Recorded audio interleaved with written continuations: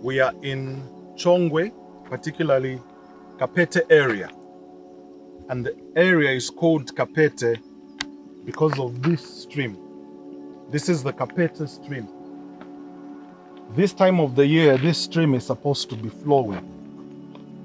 The only time it dries up and loses water like this is supposed to be somewhere towards September.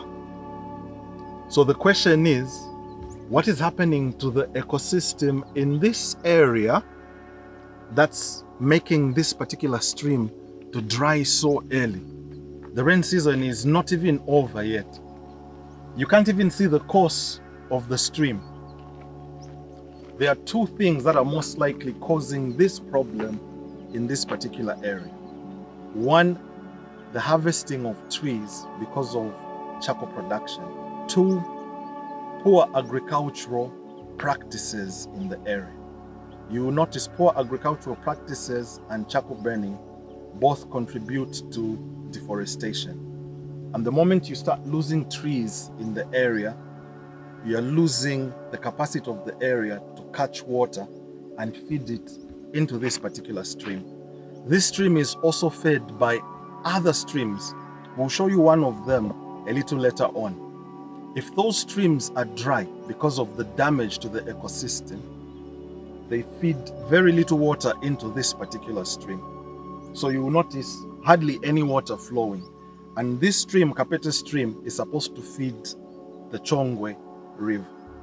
So you will notice the water levels in the Chongwe River have also dwindled. Why? Because the streams that feed the Chongwe River hardly have any water themselves. If the ecosystem regenerates, then more water will be caught by the area and fed into the streams that feed this stream and these streams that feed the Chongwe eventually. You can look at how the rest of it goes. Again, what you have is stagnant water. No flow at all. This is not normal this time of the year. This stream is supposed to be flowing.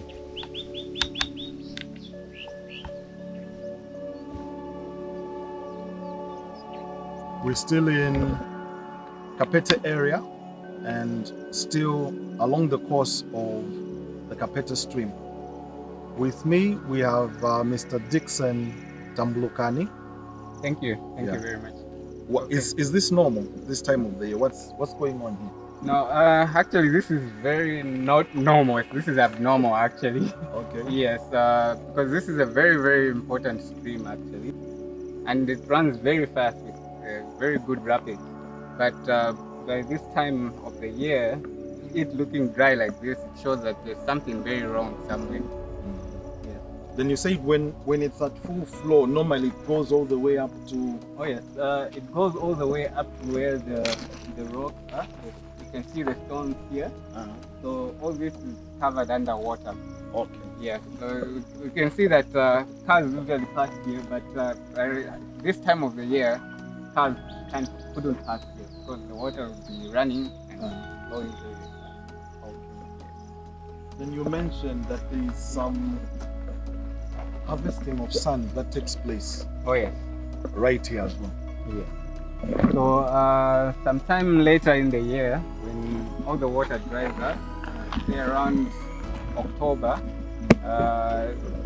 the stream becomes dry, so it collects river sand. Okay. Yes. So we find people who are building would come with their trucks and start digging river sand from here. Okay. Yes. So this water that's stagnant here, it's mostly because of the holes left by the people harvesting sand. Exactly. Yes. Okay. This is a sad story.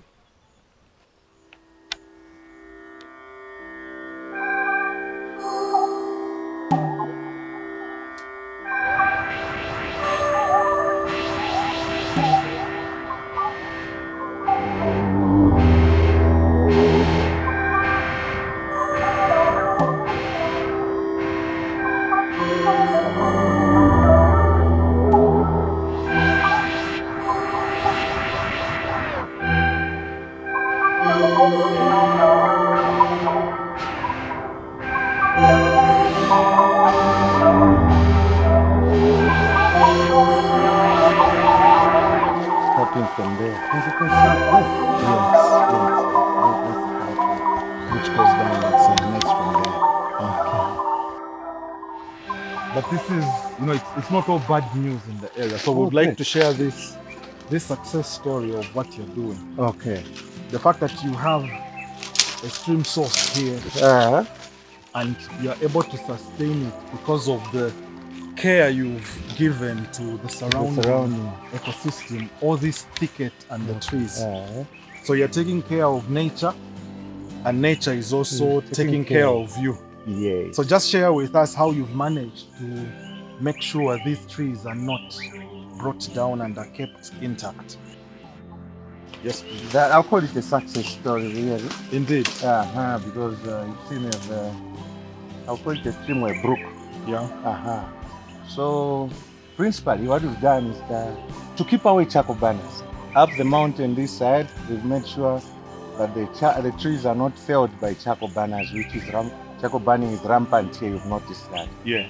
So, all around it, we've managed about 200 meters this side, 200 meters this side, and often we enlist the help of the headman to help us protect this by sanctioning those who may attempt to cut the trees around here.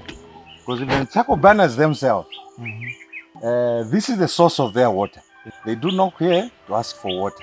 The places around here are dry. This seems to be the only source of water for miles around. We have those fights with them are no longer the case. We've managed to keep the environment as it is through those efforts. We make sure around the homes, first of all, we've noticed that the principle around here is to blend our buildings, to build our buildings in such a way, our dwellings in such a way that they blend in with nature. Yeah. So the principal buildings we have, we're bringing up chalets, not mansions. No. Yeah. Those ones, we've left them in Chalala and those other places. And around them, we make sure we do not remove the grass with the roots. No, we slash it because the slopes are quite pronounced. So we really full aware of the fact that if we use a hoe to clear the surroundings, the water will come with force and the soil will go with the water. We'll have a lot of soil erosion. This is our tomato field. The downside of tomatoes comes with the pores. But the good part is we use the branches.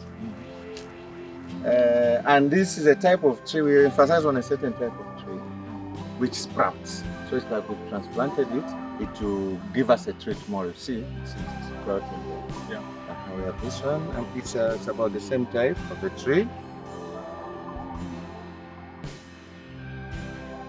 Resource permitting, since we have advantage of gravity here, resource permitting, if you look at the height of this water,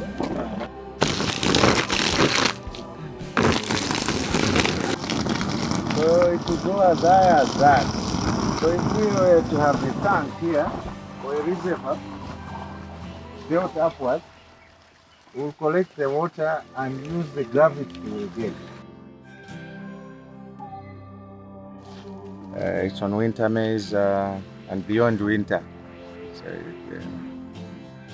green maize, which we find more profitable.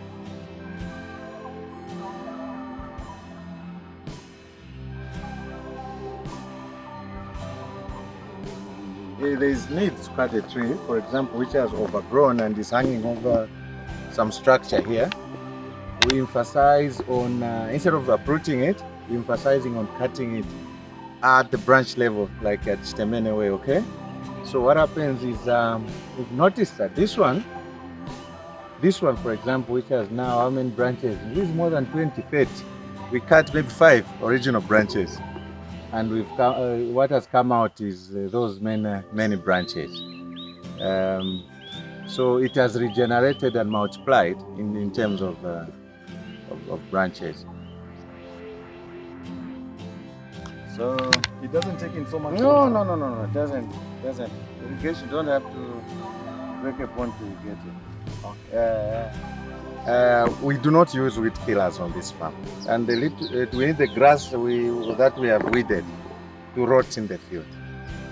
We've done that, and if I look at the cost of the weed killer, I give that same amount of money, even less, to the people around here to help with this works to weed. So it's cheaper and it's beneficial to my crop and to me, of course, because the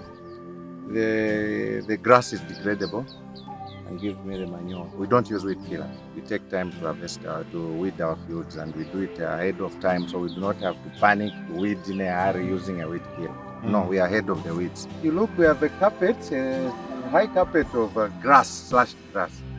It was heaped in this manner. This grass, we could have bent it, chosen to bend it, so that we have clear ground completely.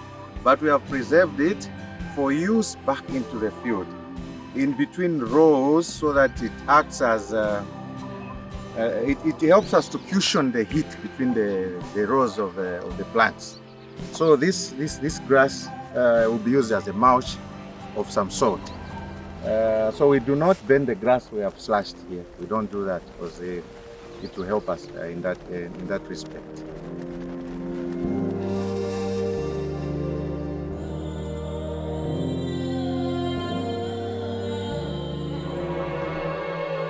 So right now we are at TAMBA Farms.